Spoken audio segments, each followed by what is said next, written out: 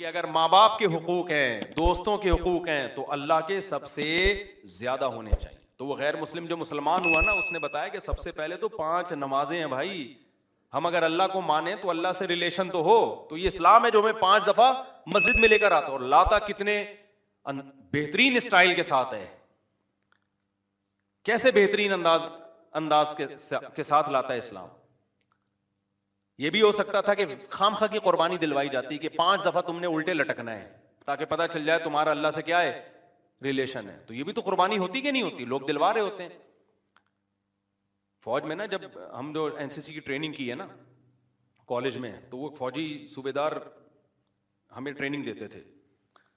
تو وہ یہ ثابت کرنے کے لیے کہ میں آفیسر ہوں, بعض دفعہ خام خواہ میں ڈنڈ پہ لو بیٹھ کے, چلو بھائی اب فوجیوں میں ہوتا ہے نا تاکہ آفس کے آرڈر کو فالو کرنے کا جذبہ پیدا ہو. اب ڈنڈ پیل رہے ہیں, ہمیں پتا تھا بھائی یہ ڈپس لگانے پڑیں گے آپ کو, ٹھیک ہے نا. وہ کہتا ہے جب کھڑے ہو کر دوبارہ لگاؤ. تو یہ سکھایا جاتا ہے فوجیوں کو قربانی کا جذبہ پیدا کرنے کے لیے.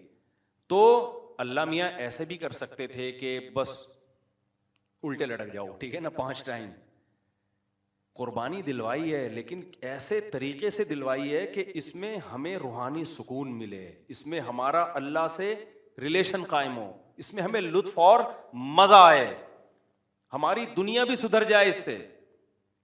ہمیں حکم دیا سب سے پہلے فجر کی نماز رکھی تاکہ مسلمان صبح دیر سے اٹھنے والی قوم نہ بنے.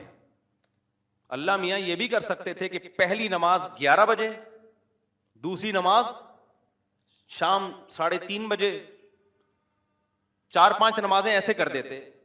جہلم والی سرکار نے تو کر دی, فجر رکھی ہے اور ظہر کے بارے میں بولا ہے کہ عصر سے 20 منٹ پہلے آپ ظہر عصر پڑھ لیں اور غروب آفتاب ہوتے ہی مغرب عشاء بھی اکٹھی پڑھ لیں.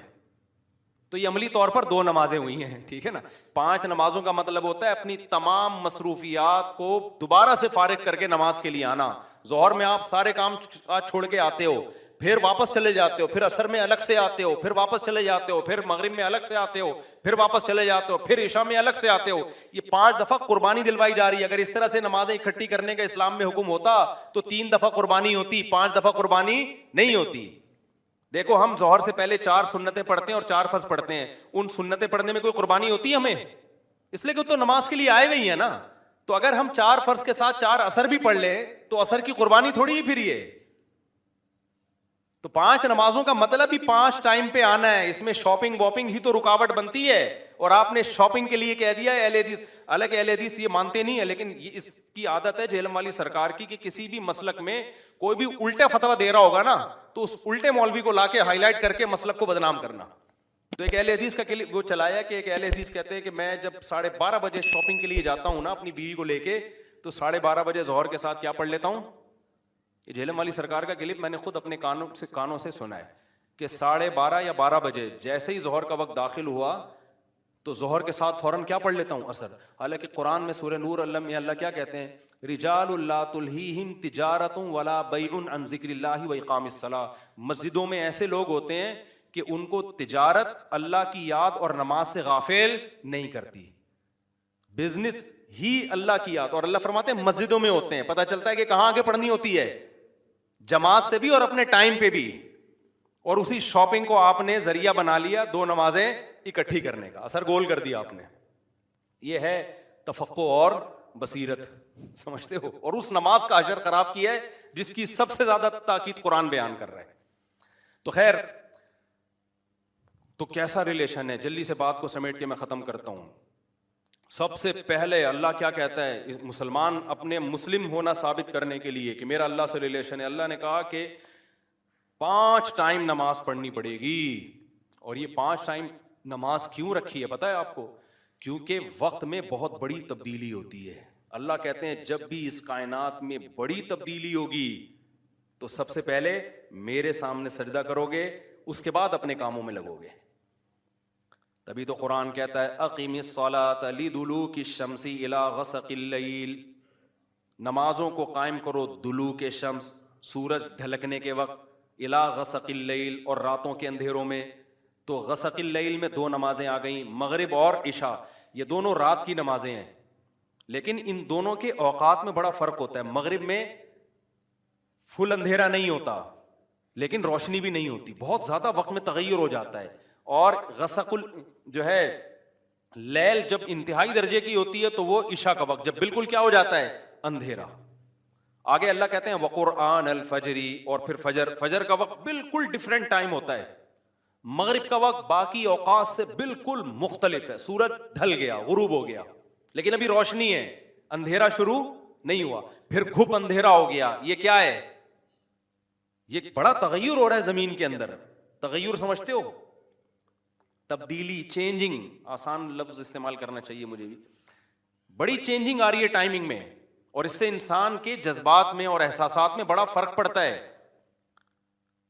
ظہر کا تو فجر کا وقت بالکل ڈیفرنٹ ہے, ابھی دن طلوع ہونے والا ہے. پھر سورج ہوتے ہوتے جب ڈھلکتا ہے نا, بالکل بلندی پہ پہنچ کے تیز تپتی ہوئی دھوپ ہوتی ہے جس کو اللہ دلوک شمس کہہ رہے ہیں. دلوک کہتے ہیں ڈھلکنا. تو سورج کا جو ڈھلکنا ہے نا, بلندی پہ جا کے لڑکنا نیچے, اس کو کیا کہتے ہیں؟ اس میں اللہ نے دو نمازوں کا ذکر کر دیا, ظہر اور عصر. اس لیے کہ دلوک جو معتد بھی ہوتا ہے, گاڑی اردو پھر استعمال کر رہا ہوں, معتد بھی قابل ذکر دلوک, وہ ایک عصر میں ہوتا ہے, ایک ظہر میں ہوتا ہے. میں نے وہ کلپ ریکارڈ کروایا تھا نا عاقب سعید کو کہ 5 نمازیں اپنے ٹائم پر ہیں, اور یہ قرآن کی عیسائی سے ثابت ہے کہ نمازوں کے 5 ٹائم ہیں, 3 ٹائم کی نمازیں قرآن میں نہیں ہیں. تو اس پہ میں نے کہا تھا کہ دلوک شمس ہے نا, سورج کا ڈھلکنا, تو معتد بھی ڈھلکنا, قابل ذکر ڈھلکنا ایک ظہر کے وقت ہوتا ہے, ایک عصر کے وقت. کیونکہ عصر کے وقت 45 پہ آ جاتا ہے, اور ظہر کے وقت بلندی پہ جا کے ڈھلکتا ہے. تو اس کے نیچے کے لوگوں کے کمنٹس آئے ہوئے تھے کہ اگر قرآن کا یہ مطلب ہے ڈھلکنے کے وقت, تو پھر تو ہر وقت سورج ڈھلک رہا ہے. سمجھ میں آیا پاگل کسے کہتے ہیں؟ یہ ہیں مجتہدین, یعنی ان کا دعویٰ یہ تھا کہ 3 وقت ہیں نماز کے قرآن میں, ظہر ہے اور عشاء ہے اور فجر ہے. وہ 3 وقت سے یہ ثابت کرنا چاہتے ہیں کہ ظہر عصر ملا کے پڑھ لو اور مغرب عشاء ملا کے پڑھ لو. اصل میں 3 ٹائم ہے, یہ غلط ہے. دلوک شمس کا لفظ ہے قرآن میں, اور دلوک سے مطلق دلوک مراد ہے, اور مطلق سے فرد کامل مراد ہوتا ہے جو معتد بھی. دیکھو فرد کامل کو میں مثال سے سمجھاتا ہوں.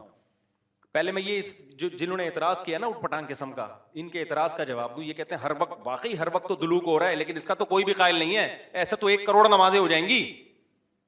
ابے سورج بلندی پہ جا کے جب تک پورا غروب نہیں ہوتا تو ہر سیکنڈ ڈھلک ہی رہا ہے نا, تو کیا ہر سیکنڈ میں نماز پڑھیں گے؟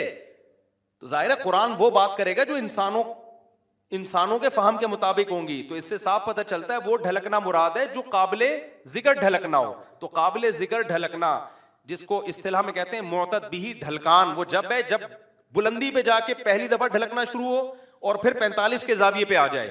اس سے زیادہ ڈھلکان والی نماز حدیث سے ثابت بھی نہیں ہے. نہیں آئی میرا خیال ہے بات؟ تو مطلق سے فرد کامل مراد ہوتا ہے. اس کو میں مثال سے سمجھاتا ہوں. دیکھو میں آپ سے کہتا ہوں چائے لے کر آؤ, آپ برف ڈال کے ٹھنڈی چائے لے آئے, میں کہوں گا یہ کیا لے آیا؟ آپ کہیں آپ نے بولا تھا گرم چائے لاؤ. میں بولوں گا جب میں نے چائے کا لفظ مطلق بولا ہے, اس کے ساتھ کوئی گرم یا ٹھنڈے کی قید نہیں لگائی, تو اس سے فرد کامل ہی مراد ہوتا ہے. کامل فرد چائے کا کیا ہے؟ کامل درجے کی چائے کیا ہے؟ جو گرم ہوتی ہے, درمیانی درجے کا میٹھا ہوتا ہے اور مناسب سی پتی ہوتی ہے. میں نے آپ سے کہا چائے لے کر آؤ, آپ 6 چمچ زہر بنا کے نا پتیوں کے ڈال کے لے آئے, اور سب میں نے کہا یہ کیا لے کر آیا ہے؟ آپ کہہ رہے ہیں, آپ بول رہے ہیں چائے. میں کہا بھائی تو زہر بنا دی, تو آپ بولو آپ نے یہ تھوڑی کہا تھا نارمل چائے, آپ نے تو چائے بولا تھا, تو چائے میں تو کوئی بھی چائے. سمجھ میں آ رہی ہے بات کہ نہیں آ رہی؟ یہ چیزیں اصول فقہ میں پڑھی جاتی ہیں جو آج کل کے اسکالرز نے نہیں پڑھی, تبھی قرآن و حدیث کا مطلب بھی ان کو سمجھ میں نہیں آتا. تو المطلق اذا اطلق یراد به الفرد الکامل, یہ اصول فقہ کا مسئلہ ہے اور لغت کا بھی مسئلہ ہے. قاعدہ ہے, ضابطہ ہے کہ جب بھی کوئی لفظ علی الاطلاق بغیر کسی قید کے بولا جائے گا تو فرد کامل مراد ہوتا ہے, اکمل نہیں. اکمل کا مطلب بہت اوپر کی زعفران والی چائے, نہ فرد کامل جو ناقص نہ ہو. زعفران والی چائے لے آؤ گے پھر بھی برا لگے گا. آپ بولو گے بھائی مفتی صاحب آپ نے چائے بولا تھا اور کہا تھا کہ فرد کامل مراد ہوتا ہے, تو میں اس میں زعفران ڈال کے لے آیا. اب میں پتہ نہیں زعفران پیوں نہیں پیوں یار, تو کیا کر کے لے آیا؟ میں تو کامل نہیں, میں تو اکمل. تو میں بولوں گا قاعدہ یہ ہے کہ مطلق جب بولا جاتا ہے تو نارمل جو کامل ناقص نہ ہو, اکمل مراد نہیں ہوتا اس سے. سمجھتے ہو؟ تو یہ قاعدے قرآن و سنت پہ بھی جاری ہوتے ہیں, کیونکہ اللہ میاں نے بھی تو کلام کیا ہے نا, نبی نے بھی تو کلام کیا ہے, تو نبی کے کلام میں بھی وہی لغت کے قاعدے چلیں گے جو عام قاعدے ہیں. سمجھتے ہو گے نہیں سمجھتے؟ تو اب دیکھو قرآن کہہ رہے اقیم الصلاۃ لدلوک الشمس، سورج کے ڈھلکنے کے وقت، تو ڈھلکنے سے فرد کامل جو کامل درجے کا ڈھلکنا ہے، تو کامل درجے کا ڈھلکنا ایک جب بالکل بلندی پہ جا کے ڈھلکنا شروع ہوتا ہے، اس کو کہتے ہیں ڈھلکنا، پہلی دفعہ جب ڈھلکنا، اور دوسرا جب 45 کے زاویے پر جو عصر کے قریب کا ٹائم ہے جس میں سورج میں تغیر پیدا ہونا شروع ہو جاتا ہے، تو یہ ڈھلکنا ہے۔ تو اب جب بھی زمین میں کوئی نیا ٹائم داخل ہوتا ہے نا، تو اللہ کہتے ہیں کیا کرنا ہے سب سے پہلے؟ اللہ کا شکر۔ تبھی علماء نے اصول فقہ کی کتابوں میں لکھا ہے کہ نمازوں کے جو اوقات ہیں نا، یہی نماز کا سبب ہے۔ سمجھتے ہو؟ اللہ میاں نے نمازوں کے اوقات کو نماز کا سبب بنا دیا۔ اب اس بات کو بھی سمجھو، اصل میں نماز کا سبب ہے اللہ کے احسانات۔ نماز جو ہم پڑھتے ہیں اس کا اصل سبب کیا ہے؟ اللہ کے احسانات۔ اب اللہ کے احسانات تو 24 گھنٹے ہیں، تو کیا